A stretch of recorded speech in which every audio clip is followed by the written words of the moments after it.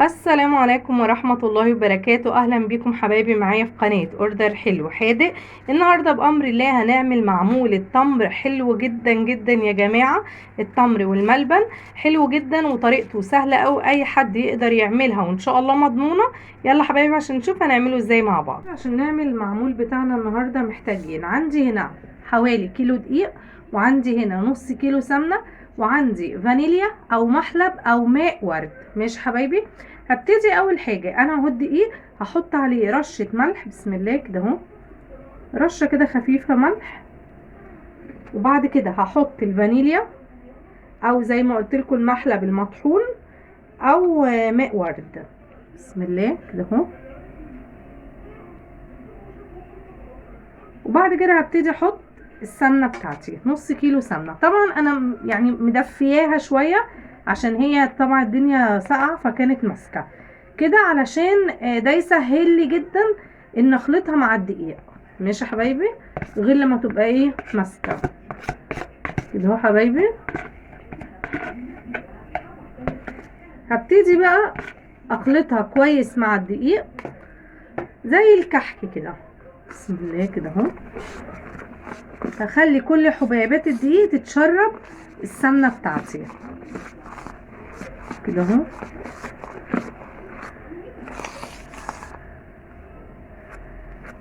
ابتدي بقى بايدي لغايه ما تبقى ايه قوامها كده لين شويه، بسم الله كده.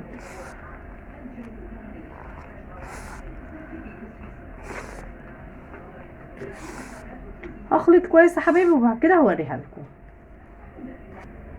حبايبي انا كده خلطت المكونات كلها، بصوا بقت عجينه بالطريقه دي. ماشي حبايبي، ما بقتش كده شبه حبات الرمل، لا بقت عجينه بالطريقه دي. انا طبعا شغاله دلوقتي في الشتاء فالعجينه اصلا ساقعه مش هتحتاج احطها في التلاجة. طب لو انا شغاله في الصيف، في الصيف طبعا العجينه بتبقى سايحه شويه فلازم تتحط في التلاجة. ماشي يا حبايبي، انا هحطها دلوقتي على جنب وابتدي احضر بقى باقي المكونات اللي هحطها على العجينه بتاعتي. حبايبي هبتدي دلوقتي اعمل اللي هي المكونات التانية. عندي هنا دي كوبايه ميه اللي هو المج العياري العادي، وعندي هنا المفروض كوبايه سكر، بس طبعا احنا هنحشي ملبن وعجوه فعشان كده هحط ايه حوالي نص كوبايه. عايزه تحطي كوبايه براحتك. هبتدي دلوقتي انا عندي هي كوبايه الميه، هحط عليها نص كوبايه سكر كده اهو. ماشي يا حبايبي، وعندي سيرب تقيل او لو عندك عسل هبتدي احط 4 معالق سيرب تقيل الطريقه دي، 2، وميه عادي من الحنفيه 3، 4. هخلط بقى حبايبي المكونات دي كويس قوي مع بعض لغايه ما ندوب السكر خالص، وبعد كده نبتدي نضيفه للعجينه بتاعتي.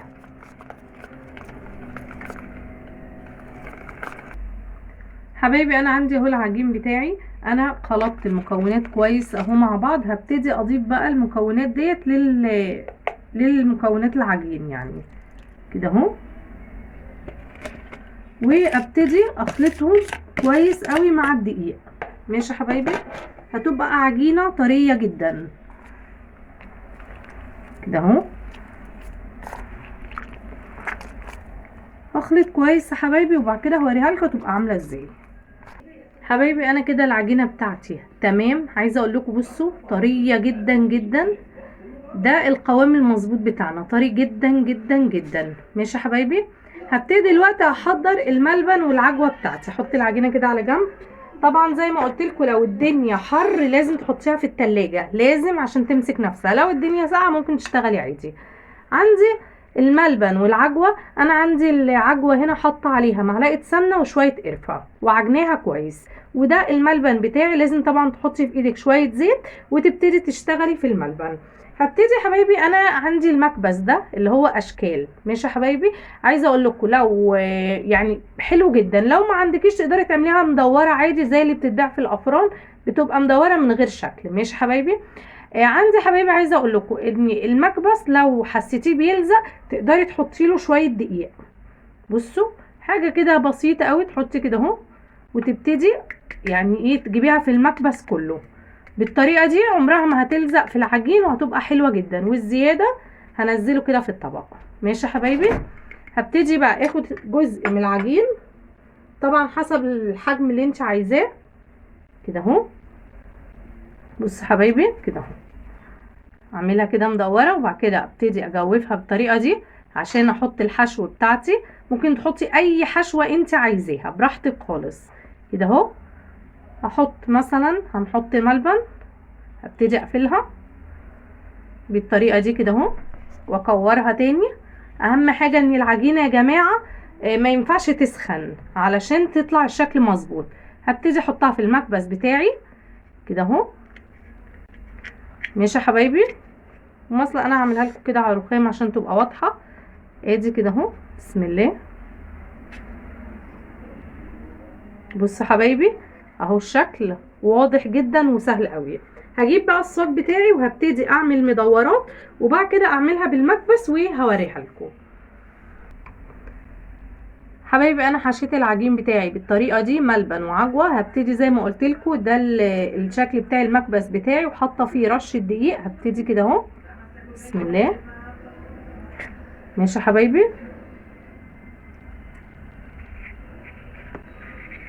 اهي الشكل بتاعها كده اهو،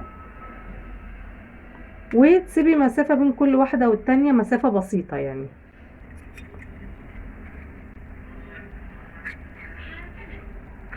دي كبيره شويه، تيجي كده اهو.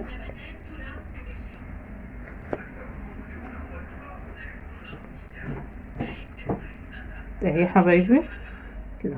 حابه بقى تغيري الشكل مفيش مشاكل، عايزه تعملي بنفس الشكل كله برضو مفيش مشاكل. ماشي يا حبايبي. هخلص الصاج كله حبايبي، وبعد كده هوريهولكم ونبتدي نسويه مع بعض. حبايبي انا خلصت الصاج بتاعي. هبتدي دلوقتي انا مشغله الفرن على 200. لو فرنك بتشتغل فوق وتحت يبقى تمام، شغلي على 200 وابتدي سوي علشان الشكل ما يروحش في التسويه لو وطيتي النار. ماشي يا حبايبي. لو مش بيشتغل شوايه وفرن مع بعض، هنشغل الاول من تحت يبتدي يحمر، وبعد كده نشغل الشوايه دقيقتين بالظبط. هخلص حبايبي التسويه وبعد كده هوريها لكم. حبايبي انا كده المعمول بتاعي خلص بجد يا جماعه تحفه. اهم حاجه بس نراعي النقط اللي احنا اتكلمنا فيها، ان العجينه ما تسخنش منك، ولو حسيتيها العجينه يعني بقت سايبه شويه تقدري تحطيها في التلاجة. ماشي يا حبايبي. هيطلع الشكل تحفه زي ما انتم شايفين. بصوا حبايبي شكل واضح جدا وحلو قوي، يا ريت تجربوها بالطريقه دي. وعايزه اقول لكم بجد دايبه دوب حلوه قوي قوي قوي. يا ريت تجربوها بالطريقه دي وان شاء الله هتعجبكم. يا ريت حبايبي اللي ما اشتركش في القناه يشترك في القناه ويفعل زر الجرس عشان يوصلكم كل جديد. والسلام عليكم ورحمه الله وبركاته.